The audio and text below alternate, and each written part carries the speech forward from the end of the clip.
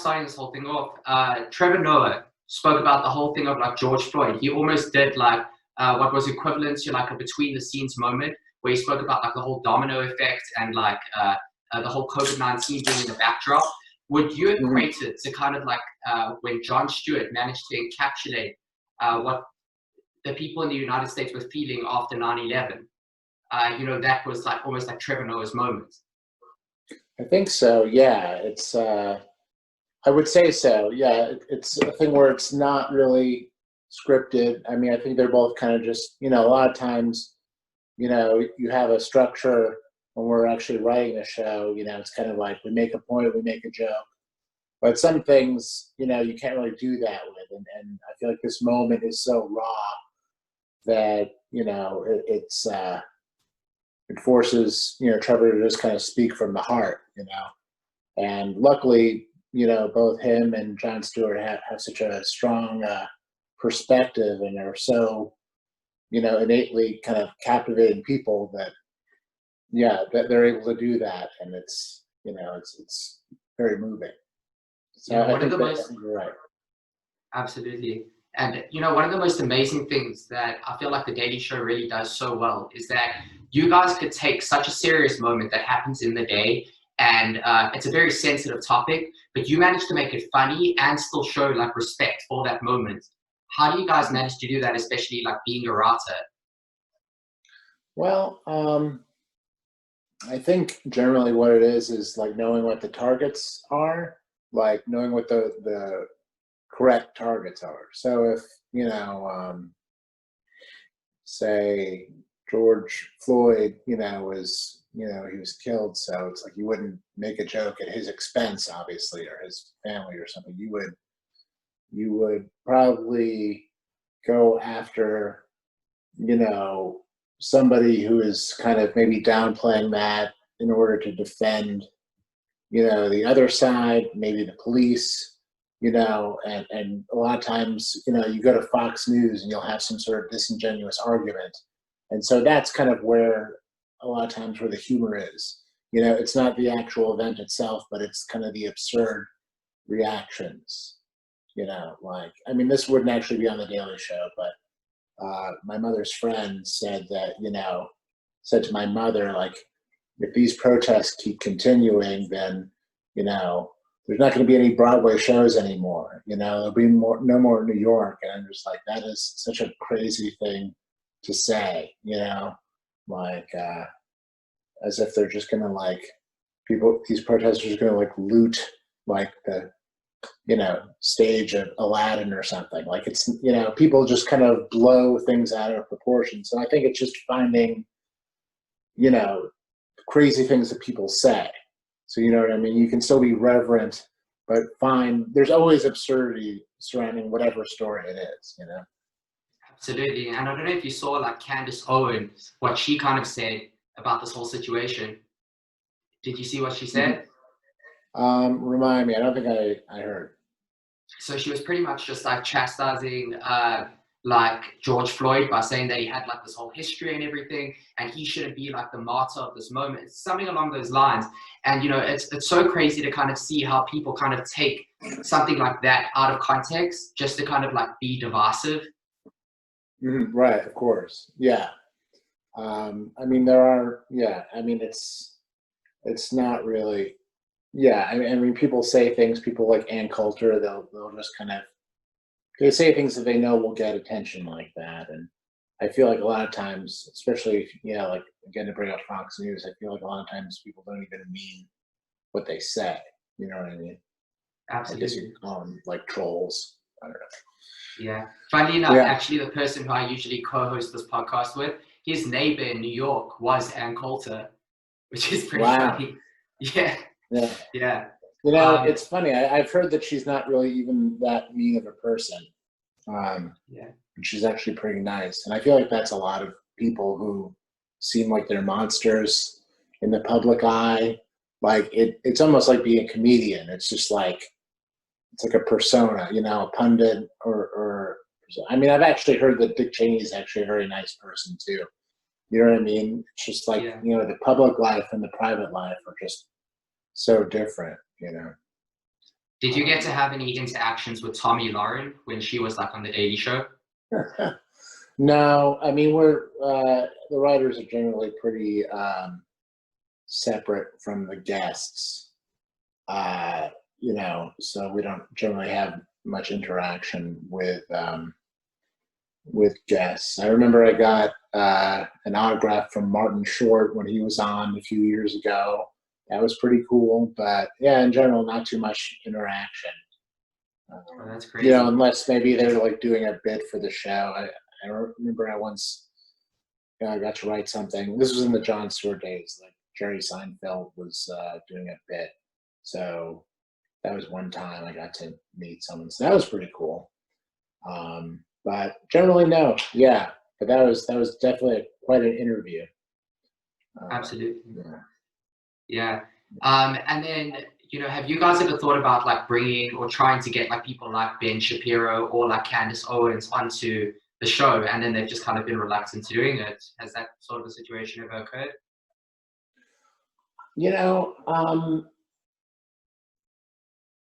I don't know that we have reached out to people like that. Maybe we have. I mean, we're also pretty separate from the guest coordinators.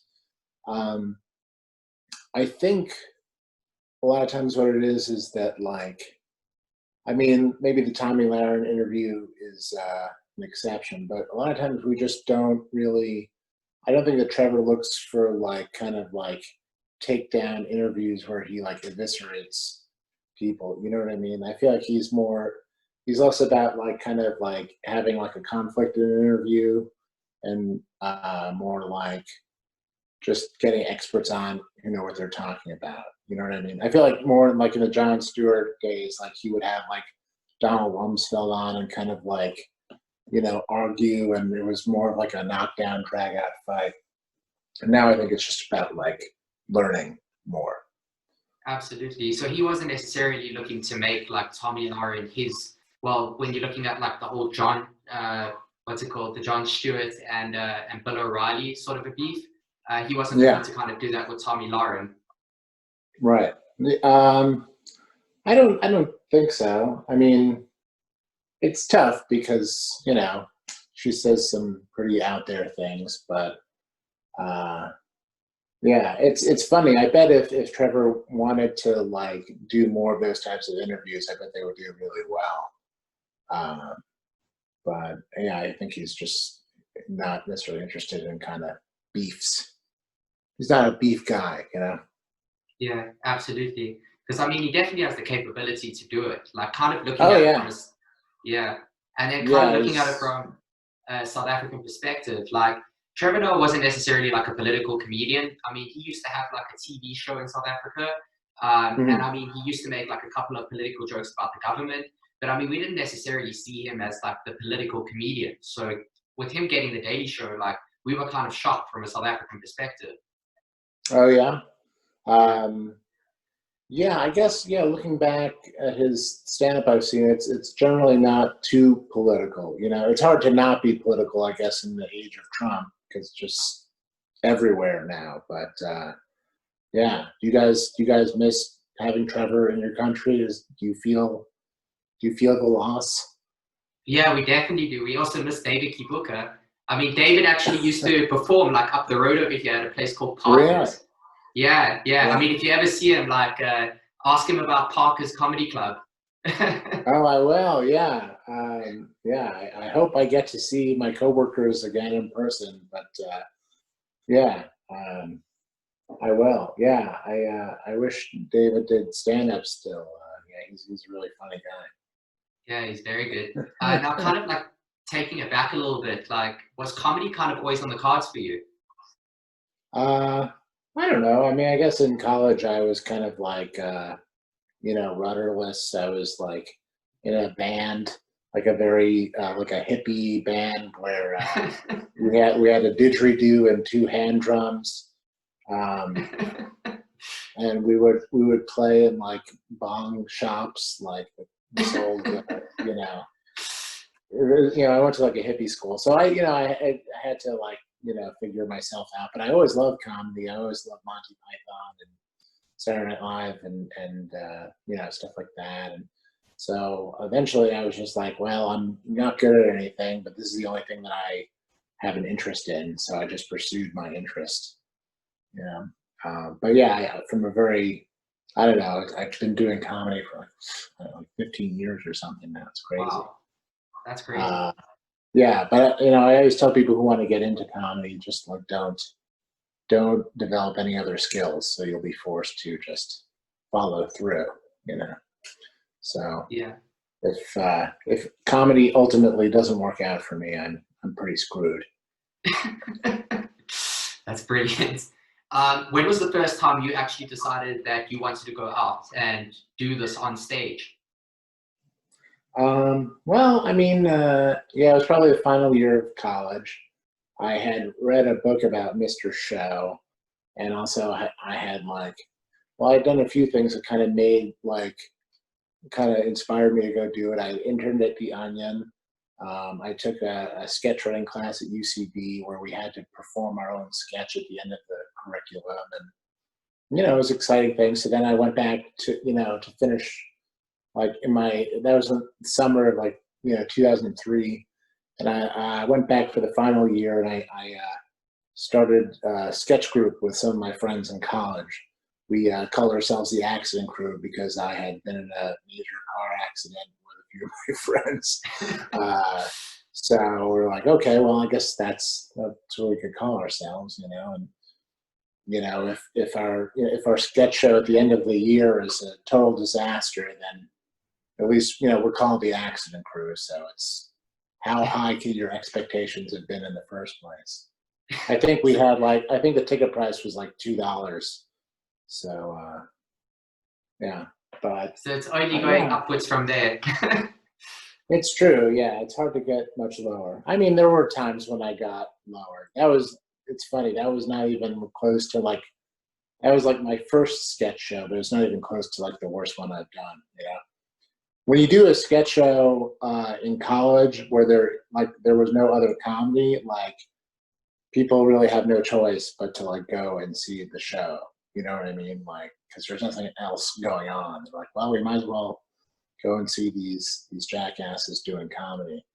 But it was pretty well attended. It felt like a big deal. And and then I moved to New York, where it's a great place to not feel like a big deal because there's a million comedy shows every night. At least there were. Now there's none. So if I went and did a live comedy show now, I would again be the only one doing it. So of course the authorities would probably shut me down because there's a pandemic still.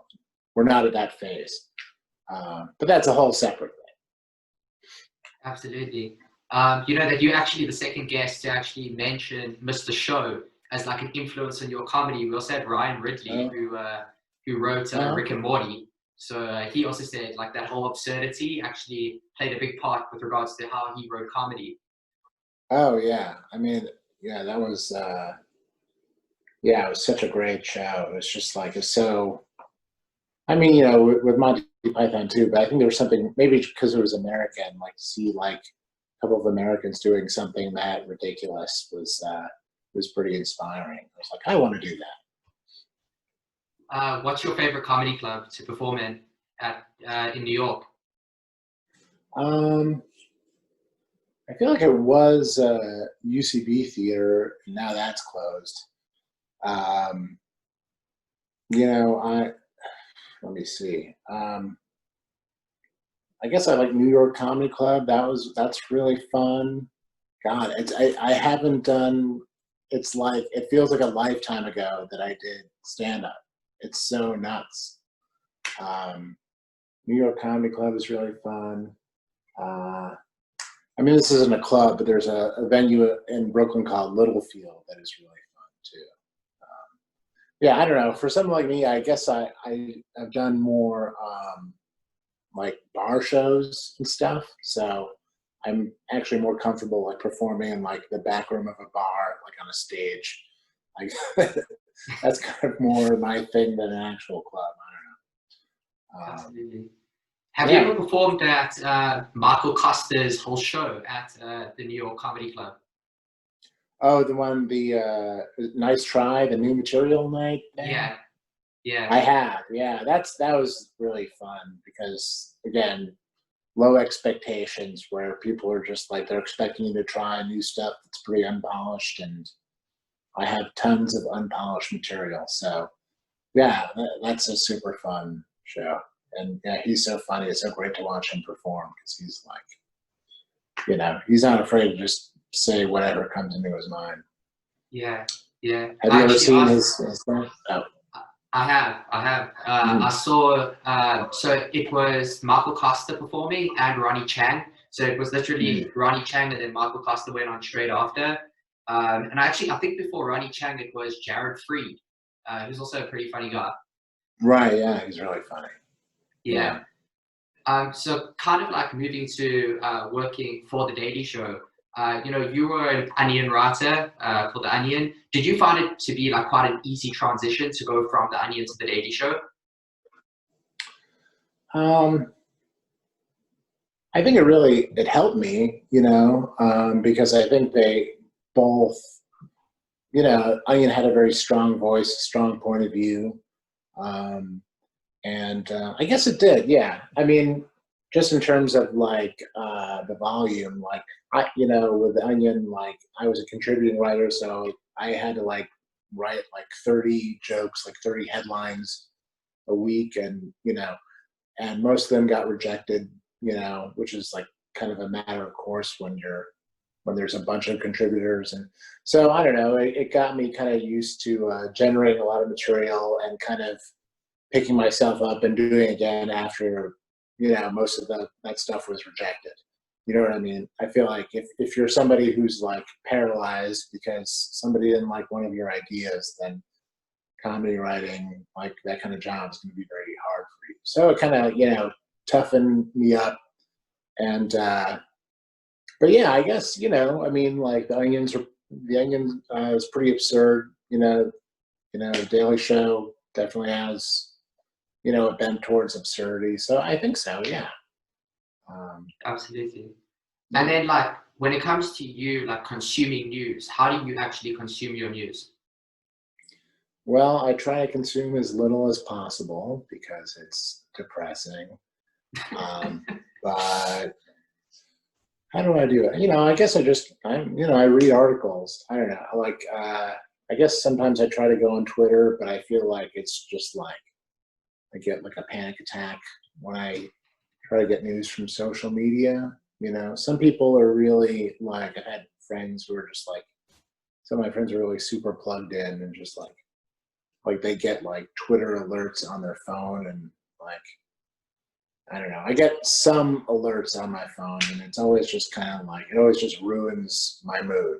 You know what I mean? Like I like to be the one who goes and gets the news. I don't like it when like the news finds me, like just because it's just like my wife and I will be trying to like enjoy dinner, and then Trump,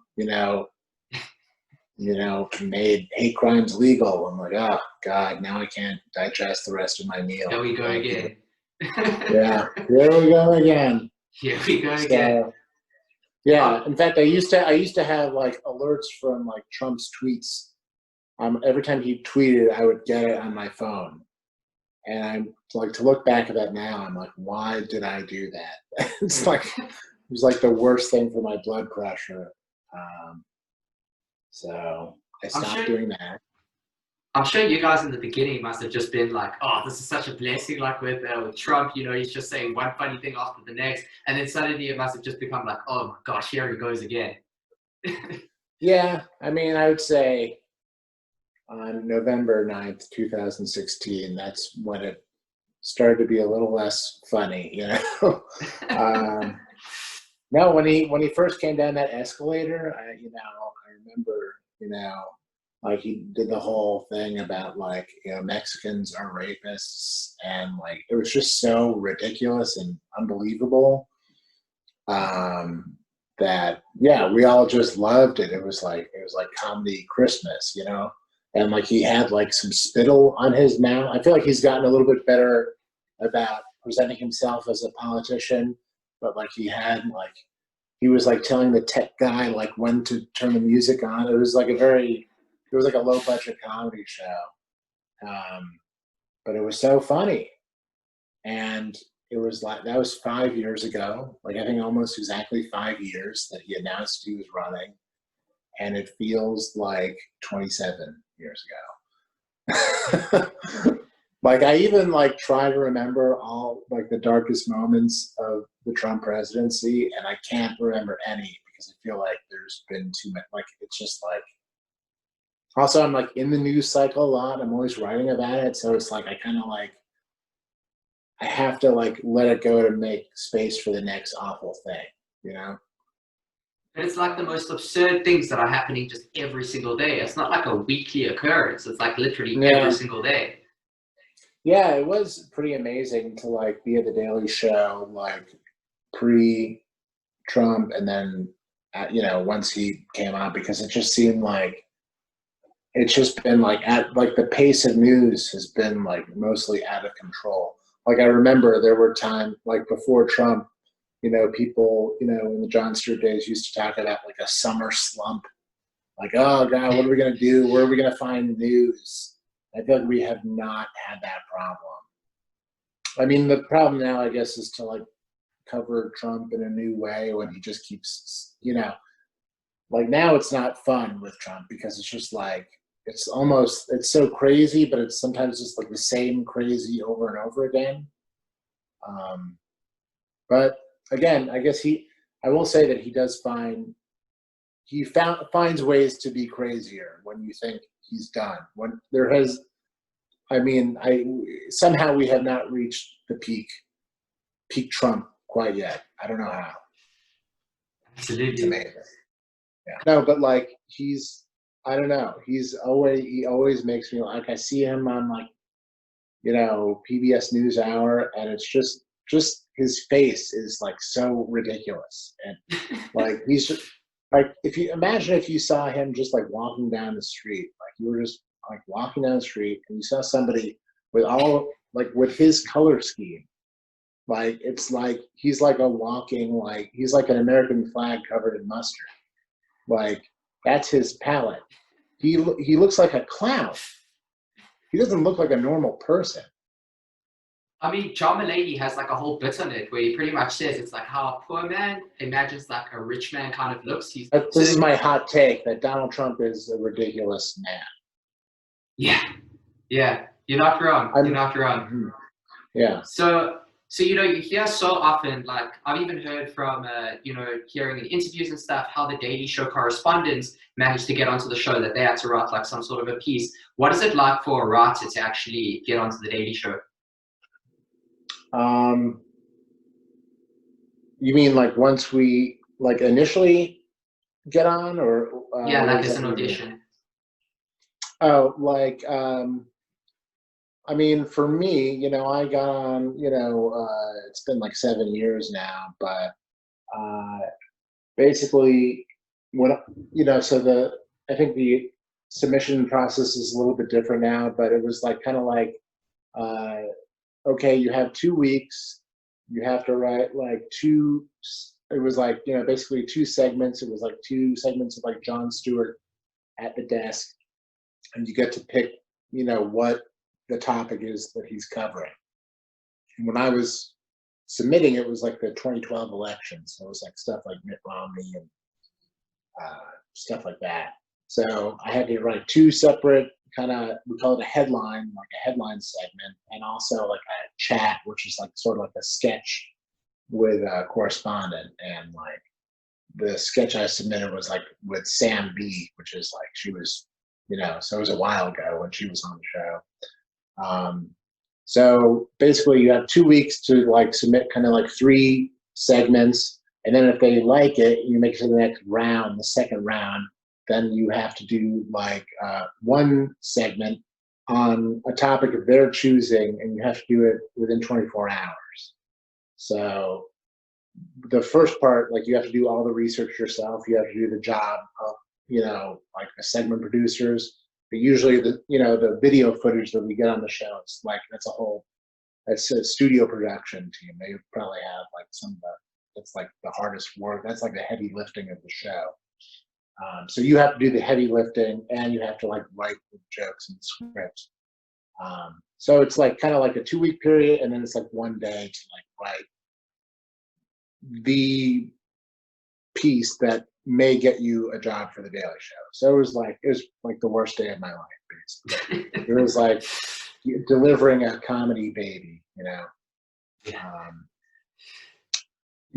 I'm like, I guess I was planning to spend like the entire 24 hours writing like the perfect segment, but I think I spent like 12 hours just on my bed lamenting that I had already screwed up, you know, this whole thing, and I had, you know, so. But it's funny because now when I'm at the show, we're given like 2 hours to write something. So it's like 24 hours in hindsight is actually like a lot of time. You know, you would never have that much time, you know, in the schedule of the show. Yeah.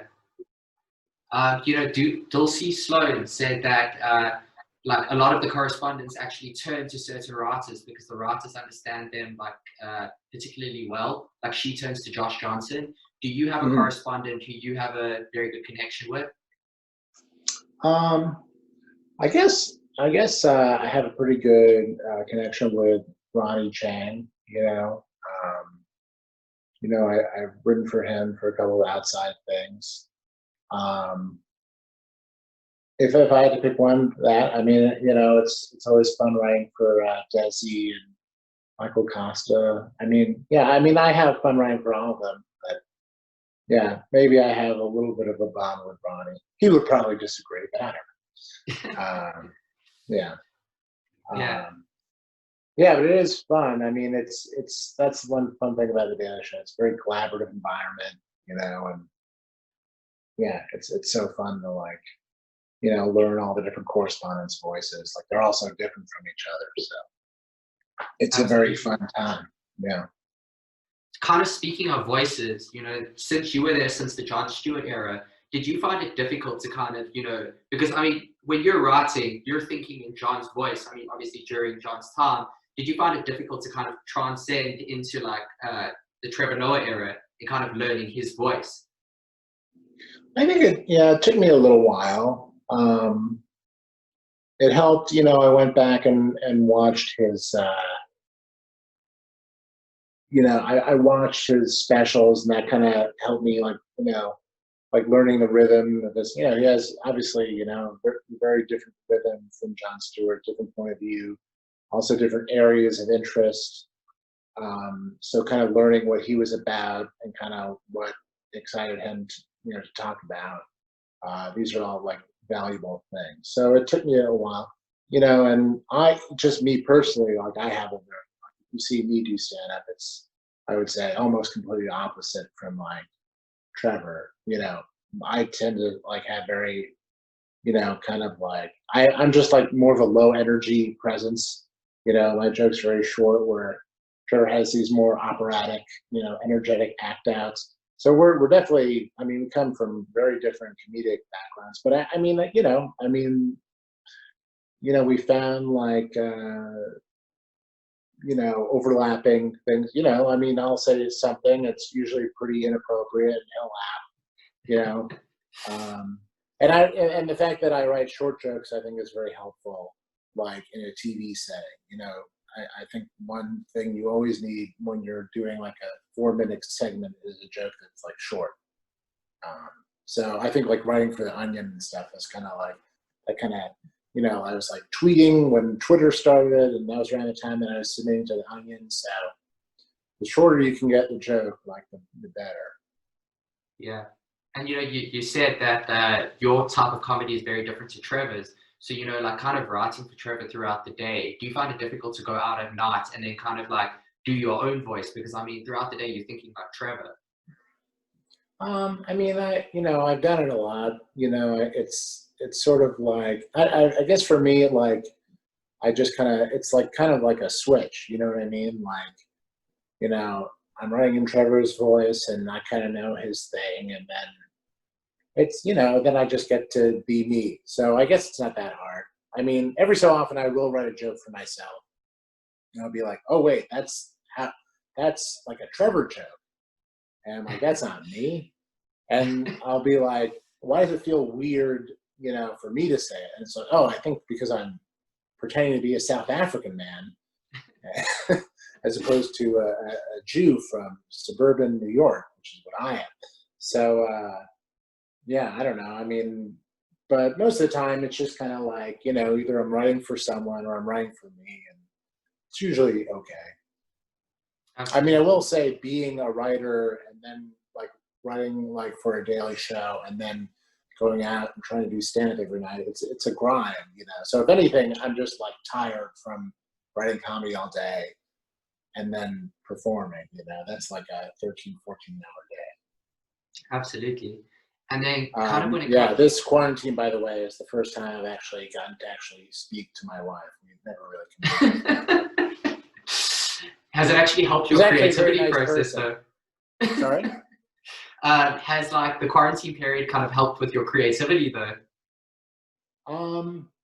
I personally, yeah, I would say so. I'm getting more writing of my own done, and like, as much as I love the Daily Show, I prefer writing for the Daily Show from home. And I've always said like, hey, can I write from home? And they're like, no, you have to be in the office. And now I'm doing it, and I'm like, I don't know. I like it. I think I'm better at it. I don't know, like an office environment. Personally, I feel like it's like you're in an office. Who feels creative in an office? Yeah, it's like constraining. It's constraining. Yeah, it is. Yeah, you just want to buy stuff on Amazon, really. I mean, and now I'm home. I'm like, I want to work. Yeah. Yeah, but so obviously, like, yeah. Oh, sorry, right? What would a typical day like be like for you, like going into the office as opposed to, working for the show from home? Well, I mean, like, I walk 45 minutes, to work. So there's that, and then we have like a morning meeting, like a morning meeting, and then we have like kind of like a brainstorm among the writers. Once we kind of figure out what's going to be on the show, the writers will go into a room by themselves, and together we'll just kind of bounce off ideas and write down different riffs that Trevor might like. Then sometimes, often two of us will be assigned to like a headline segment or maybe like a correspondence segment, and then go write that. And then, brainstorm more jokes, and then there's rehearsal. And then after that, you're in a rewrite room with Trevor and some producers. And then at that point, the script is pretty close to being finalized, but you're just kind of adding, you're kind of polishing, throwing out more jokes, trying to beat the jokes that are already in the script. And then they tape the show. So it's a pretty intense day. And since quarantine, it's more just kind of like, they kind of figure out, like, I guess Trevor and the producers kind of figure out what the show is going to be about. Then they, summon the writers, and the writers see everything. It's kind of in like a Google Doc type thing, and we have different setups, and we just kind of like jam and write a bunch of punchlines off the setup. So it's just you at home on a computer just writing jokes. It's very like no nonsense, write the joke. It's almost exactly how I wrote for The Onion, because I was not like a staff writer at The Onion. I was just like a remote contributor. So I'm just doing that thing again. But I like it because it's like a shorter day. I don't have to commute. I'm around my wife. I'm around my cat. I don't know. I'm not a commuter. And also you have to talk to people at the office. I mean, I love Ronnie, but he's an awful human being, So it's better when I don't have to talk. Absolutely. Yeah, no, but I will say social interaction, it's fun. I enjoy it, but it does require energy. It's draining. It's draining. Yeah. So, I Yeah. mean, no matter what, you know, I know people want to make other people come in the office, but you have to admit that, like, the whole office thing is like, it's like a job in itself. You know, you got to go to the office, you got to talk to people, you got to say hello, you have to make coffee, you have to make coffee again. You know what I mean? You have to go all the way to the break room. But if you're just home, you're home and you can work. It's great. I love it. It's great. It's great. I'm also not gonna lie, like especially doing business school from home, like it's just so much nicer to kind of like work within my own time as opposed to having to Yeah, go to business school and just like work there. right, exactly. Who Yeah, who likes going anywhere? Nobody likes going anywhere. exactly. Exactly. I I mean, couldn't I don't agree know. more. Maybe people do, but I never really liked riding the. Do you guys have a filthy subway? We do. No. Uh, We we it's we've awful. actually we've got taxis. So like they're like these minibus things in South Africa, and these things are like falling apart. Like certain taxis don't even have like tires; they'll just have like a rim, and you'll just see like sparks flying out of the rim. And sometimes they Wow. don't even have like steering wheels; they have like wrenches. Wow. Should you be in those? I mean, that it seems like that's dangerous. Trevor was a taxi driver. Those Really? are our taxis. Yeah, he was a taxi driver. He used to drive one of those. Like with a lever and no tires. Yeah, like if you get the chance, I don't know what is the. Do you get to like speak to Trevor at all? Yeah, yeah. Ask him about his experience in terms of like being a taxi driver, and ask him what the taxi drivers are like in South Africa, and he'll say pretty much like what I said. Okay, yeah. It sounds like Mad Yeah, Max. Crazy. yeah, it's crazy. The roads over here are crazy. You know, we call traffic lights robots, and people just go directly through the traffic lights. The traffic lights are suggestions in South Africa. Ah, Yeah, weird. Wow. yeah. Maybe I'll never go there. That sounds very No, no, scary. you should definitely come. Like it's a great place, but I'm just saying it's Mad Max. All right. Cool. Yeah, I thought that was Australia, but I guess it's South Africa too. Yeah, Uh, yeah, no, I want to go there at some point. yeah, Hopefully, if it's ever safe to travel again, I will go to South absolutely, absolutely. And you got to perform at like one of our clubs over here. That's what I've always said. I've always wanted you guys to come and do like a daily show tour at Africa. one of the stand-up comedy clubs over here. Do you think that that could be something like in the works? I mean, the writers do tour, or we did, and hopefully we will.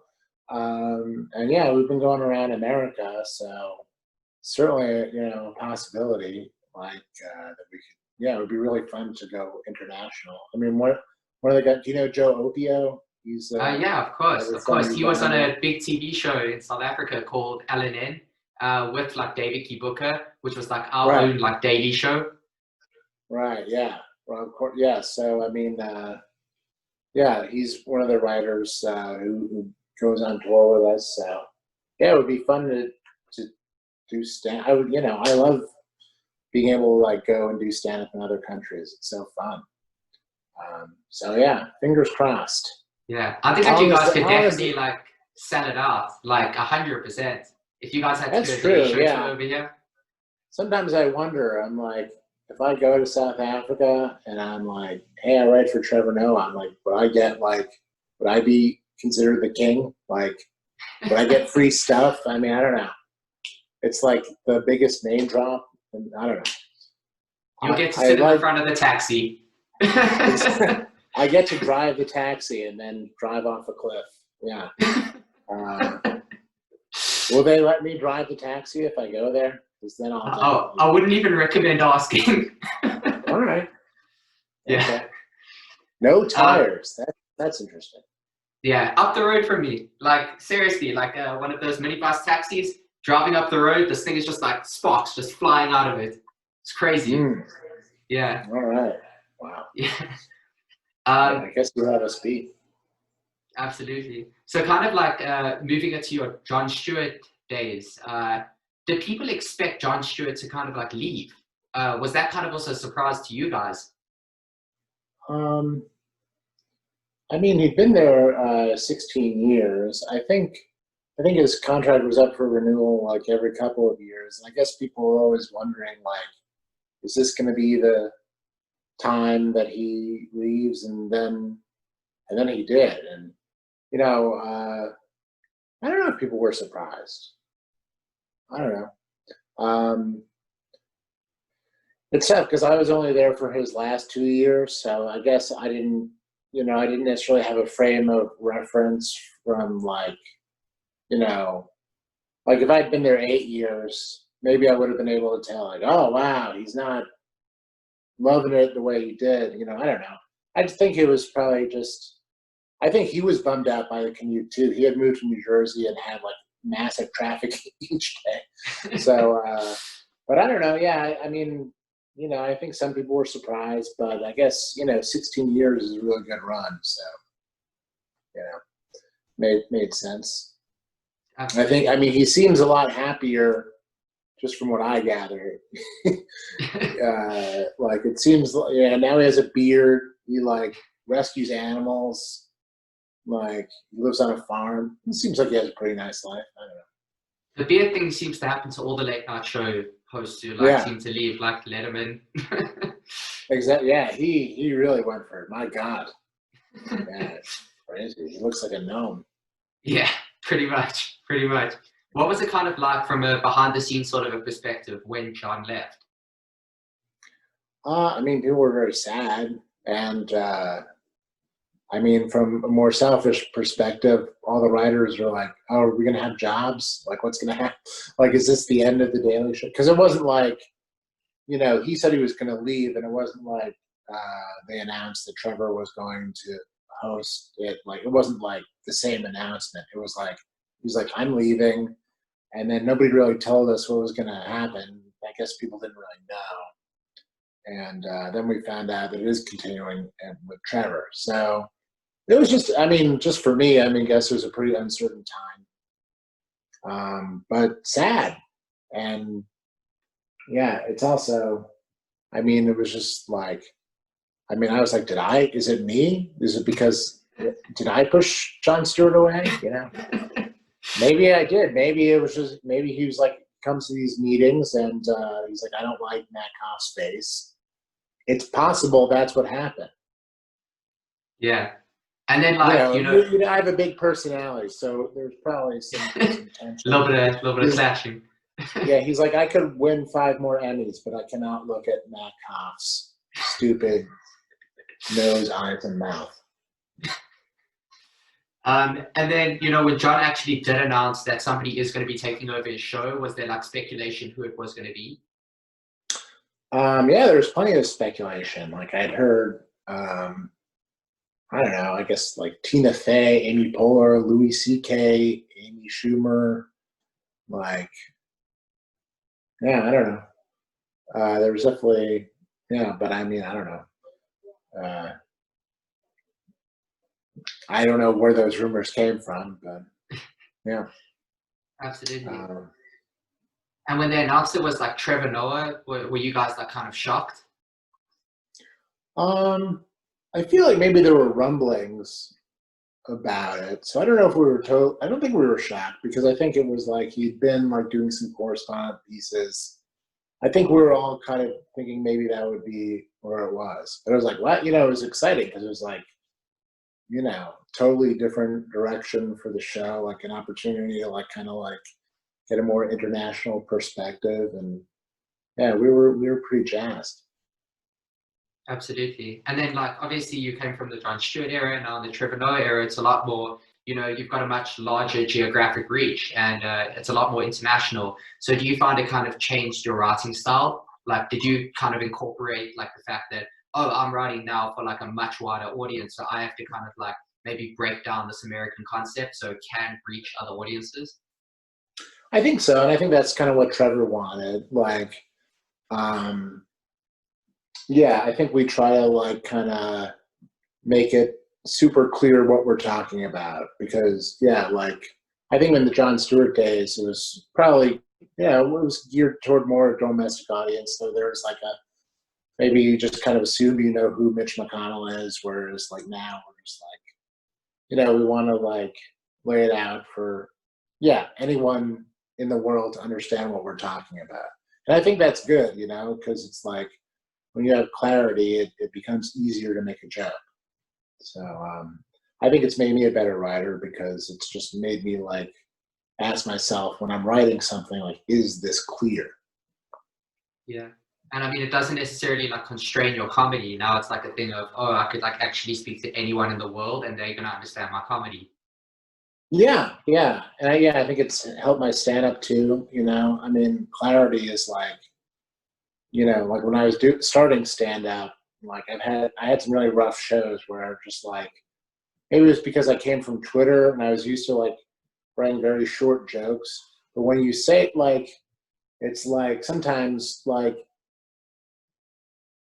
I don't know, you're talking to drunk people in like a comedy club. And if you don't make it absolutely clear what you're talking about, you'll just lose people. So sometimes I would go to the punchline without making sure everybody understood what the setup was, whether it was about like my dad or anything. Like you have to like get people on board. This is what I'm talking about, and then make the joke. So yeah, I Yeah. mean, I think writing for Trevor has really helped with that. Yeah. I mean, Mark Normand often like talks about it, the fact that he wants to get like, that payoff immediately, that he doesn't necessarily want to do storytelling because he wants to actually just get to the punchline as quickly as possible. And, Yeah, so I feel the same way. I tend towards short. Like, yeah, some people are very good at kind of, like painting a picture, building it up, and then getting the joke. But I'm more like, let me say the thing, get the joke, move on. So I don't have to worry if, this big thing is going to pay off or not. absolutely. And then obviously getting in different like writers from different countries, much like Joseph Opio and like David Kibuka, did it take some time for them to actually get used to the whole thing of like writing for American audiences and like kind of collaborating with you guys who had already worked on the show for some time? I guess so. I think there was a learning curve for everyone because I think they were used to writing for Trevor and we were used to writing for American audiences. So I mean, certainly if you like go back and look at the first year of Trevor took over, you could see like the show was trying to kind of find itself. And, I think after the first year, we kind of got into more of a groove where people were more comfortable and figuring out what the show was. Trevor was figuring out more what he wanted to say. So I would say there was a learning curve for everyone. Yeah, like after Jon Stewart left, like everything was a little unsteady, but now it feels as steady as it was when I got there. You know, Does John even ever even come? like, oh, sorry, yeah. I don't know, go for it. Go for it. Oh, I was just saying, like even like the shows that Trevor's done in quarantine, I feel like that has kind of like helped our show turn a corner.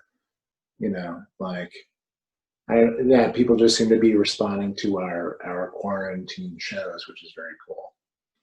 Yeah. Have you found it more difficult to kind of write in that 45-minute format? I mean, not really. It's more work, but so it's just a little bit longer of a day. But again, I'm not in an office, so it's cool. Absolutely. And then what's kind of like the sentiment with regards to who do you think is going to win the election from a Daily Show behind the scenes sort of a perspective? Well, I would say that the staff tends towards cynical. uh, and I mean, just from a personal perspective, people are like, well, Biden is up in the polls. And I'm like, okay, but are we going to listen to polls this time? Like, they weren't very reliable last time. So I think I don't know. It's just like I just have learned to not really. I've just learned that I know nothing, and you could like a million people who are supposedly experts on TV saying Hillary's going to win, and then she didn't. So I'm like, if the people whose job it is to know didn't know, then I'm not going to know. I'm just I write dick jokes for a living, like.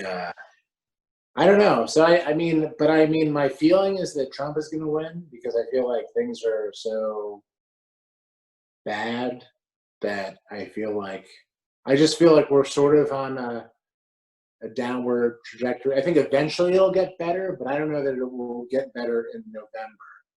You know what I mean? Like Yeah. I think that it could just be like 4 more years of Trump. he'll live to be 120, and like, maybe half the population will be bombed out, and then maybe we can look at ourselves. I mean that I'm sure that's what a lot of people are saying. I feel the same way. It's that like Trump is so awful that it has like pushed society forward. I mean, you look at these protests. I mean, I don't know that they would be happening. I mean, I think Trump has definitely, sped up social progress in a lot of other ways, not intentionally, just as a byproduct. Yeah. Or it's more like, coming to the surface, through Trump. Yeah, exactly. Yeah. Like I think the Me Too movement was, probably had something to do with the fact that our president was tape recorded saying that he likes to harass women. That might have had something to do with it, like people pushing back against the status quo. So, maybe Trump will go down as accidentally the greatest president of all time. I hope that you're wrong with that. Yeah. No, it's I don't know. I feel like he's going to win again, but I hope I'm wrong. Are there any like conservative writers or any conservative staff members at the Daily Show? There are, yeah. I don't know if they want to be named, so I won't actually say who they are. But yeah, there are, and they meetings can get pretty interesting, because they're, as you might imagine, outnumbered. But they, I mean, if it weren't for, I mean, really, there's like, I mean, I would say that there's degrees, but there's one who's really an outspoken conservative, and if it weren't for him, it would sort of be an echo chamber, like, Trump is bad. Yes, Trump is bad. So, like, then you need somebody else to be like, well, actually, Trump is good, or, Trump is not as bad as these other people. And as angry as he makes everyone, it's probably good to have someone to push up against. Because it kind of like provides that balance. Yeah, I think so. Yeah. I mean, yeah. But is there ever a time, like kind of in the writers' room, where an idea is pitched and somebody doesn't agree with it, like so strongly to the point where they're like, we are not going to have this in the show because it is so against like what I believe? Well, Trevor ultimately decides what goes into the show, and it's just really the whole thing, like the whole system of the Daily Show, is that everyone on staff pitches ideas, just about and Trevor just selects what he responds to. So, but if it doesn't really fit with what Trevor wants to say, we don't do it. It's not it's not like there's a writer who has more power than Trevor. It's Trevor's show. We write for him, and so it's not really. There's never really like a earth-shaking conflict, because maybe if there was like two hosts, if it was like the Trevor and Ben Shapiro show, then. Then I feel like there would be more of those conflicts. But Trevor's like the editor-in-chief of the show. Absolutely. And then kind of just to wrap this up, have you found it quite difficult, especially the Daily Show not being on the road because of obviously COVID-19 and the protests and everything? Have you found it a little bit more difficult to write for the show with regards to this whole election cycle?